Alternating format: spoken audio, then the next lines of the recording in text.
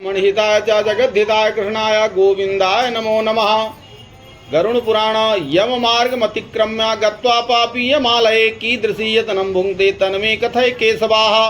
गरुड़ जी ने कहा, हे भगवान, पापी पुरुष यम मार्ग को लांघकर यमलोक में जाकर किस प्रकार से यम की यातना को भोगता है, वह मुझसे कहने की कृपा करें। भगवान ने कहा, हे गरुड़, नरक के दुखों का आदि से लेकर अंत तक मैं समस्त वर्णन करूंगा, जिसको सुनकर तुम कंपायमान हो जाओगे, ऐसा वह भयानक है। हे गरुड़, बहुभीत नामक पुर के आगे 44 योजन का धर्मराज का नगर है। उसमें हाहाकार शब्द होता रहता है, जिसको दुख पापी भी हाहाकार शब्द करने लग जाता है। उस हाहाकार शब्द को सुन यमराज के दूत यमपुरी में जाकर द्वारपाल से कहते हैं, एक पापी को हम लेकर आए हैं। धर्मराज के द्वार पर धर्मध्वज नाम का द्वारपाल सदा स्थित रहता है। द्वारपाल जाकर चित्रगुप्त से उस प्राणी के पाप पुण्य के विषय में कहता है। चित्रगुप्त जाकर धर्मराज से कहते, नास्तिकम ये नरास्तक्ष महापाव्रता सदा तीक्ष सर्वान् यथा योग्यम सम्यन जानाति धर्मराट। हे गरुण, जो नास्तिक महापापी पुरुष हैं, व्रत सबको अच्छी तरह धर्मराज जानते हैं। तो भी वे चित्रगुप्त से पूछते हैं। तब चित्रगुप्त भी उनके विषय में सब कुछ जानते हुए भी श्रवण नाम के गणों से जानकारी करते हैं। श्रवण नामक देवता ब्रह्मा जी के पुत्र हैं। वह स्वर्ग, मृत्यु, पाताल आदि में भ्रमण करते रहते हैं। वे दूर से ही श्रवण कर सब जान लेते हैं और दूर स्थित वस्तुओं को प्रत्यक्ष देखते हैं, जिससे उनका श्रवण ऐसा नाम रखा गया है। फिर उनकी स्त्रियां भी श्रवणी इसी नाम से प्रसिद्ध हैं।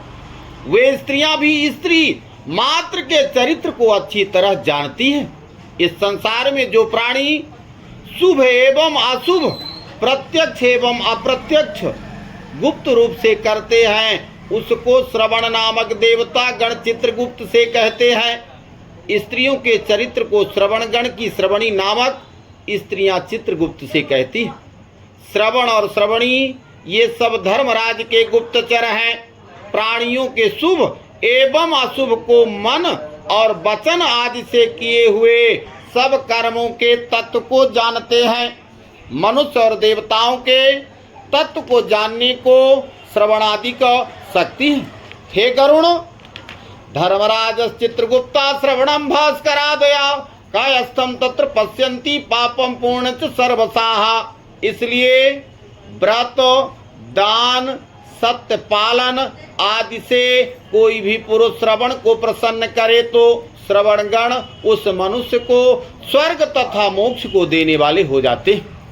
सत्य बोलने वाले धर्मराज के श्रवण नामक दूत पापी पुरुषों के पास को जानकर धर्मराज से कह देते, जिससे वे पापियों के प्रति दुखमयी होते हैं।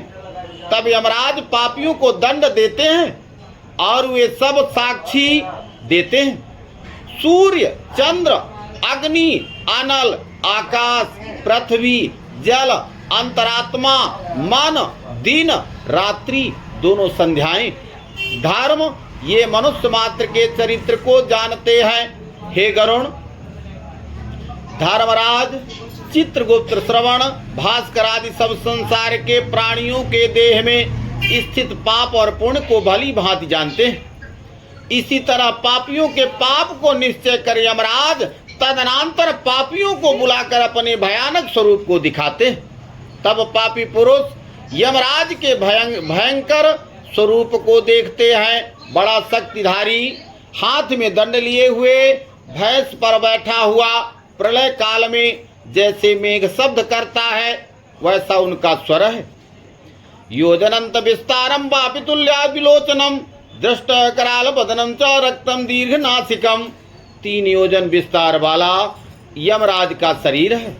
बापी के समान भयानक मुख है, लाल नेत्र हैं, बड़ी बड़ी दाढ़ी है, मुख भयंकर है, लंबी नाक है। ऐसे यमराज का स्वरूप है। मृत्यु, ज्वर आदि से युक्त चित्रगुप्त भी भयानक रूप को धारण करते हैं। यम के जैसे ही भयानक उनके दूत भी पीपे के पास जा गरजते हैं।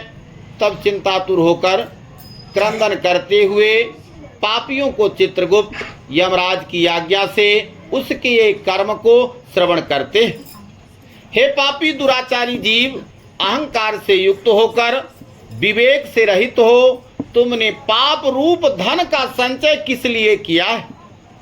क्योंकि ईश्वर के निमित्त धन दान देना था, अपितु संचय नहीं करना था। पापी पुरुष की संगति से काम क्रोध आदि से उत्पन्न हुए ऐसे दुख देने वाले पाप को तुमने किसके लिए किया है? तुमने अत्यंत प्रसन्न हो, जैसे पहले पाप किया है वैसे ही अब दुख को भोगो। अब उल्टे मुख होकर क्यों रुदन करते हो? कृतानि यानि पापानि युष्मात् शुभान्विता तानि पापानि दुःखस्य कारणं च भयं जनाः। मूर्खोऽपि पंडितो वापि दरिद्रो आश्रियन्वते सबले निर्बले वापि संवर्ति ममायुषाः। तुमने जिन पापों को किया है वे सब पाप दुख के कारण हैं। धर्मराज, मूर्ख में, पंडित में, दरिद्र में, धनवान में, बलवान में तथा निर्बल में, सब में एक समान भाव रखते हैं।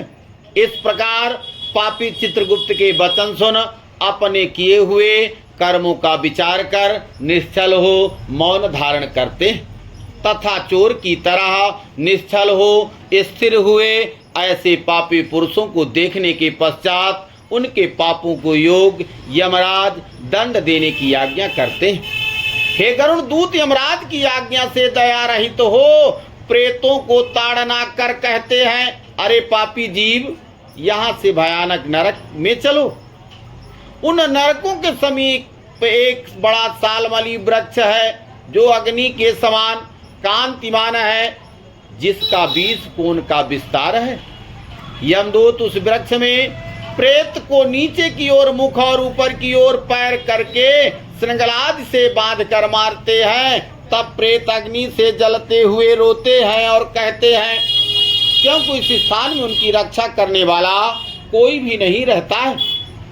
क्षमत्वमोपराधम में कृतंजाल पुडामिषा विज्ञापतान भूतानि पापिष्ठानि रश्रयाः। हे गरुण, उस सालमली वृक्ष में बंधे हुए क्षुधा त्रसा से पीड़ित पापे लटकते और यमदूत ऊपर से ताड़ना करते। तब पापी जीव हाथ जोड़ करके दूतों से प्रार्थना करते हैं और कहते हैं, हे यमदूतों, हमारे अपराध को क्षमा करो, हम कभी पाप नहीं करेंगे। ऐसे प्रेतों के वचन को सुनकर भी यमदूत लोह दंड से, मुदगर से, तोमर से, भाले से, गदा से और मूसल से, अनेक तंत्र से मारते हैं। जिस ताड़ना में प्रेत मूर्छित हो जाता है वह चेष्टा से रहित। यमदूत कहते हैं, अरे दुराचारी प्रेत, ऐसे दुष्ट आचरण क्यों किए हैं? क्या संसार में अन्न जल कोई भी पदार्थ सुलभ नहीं था?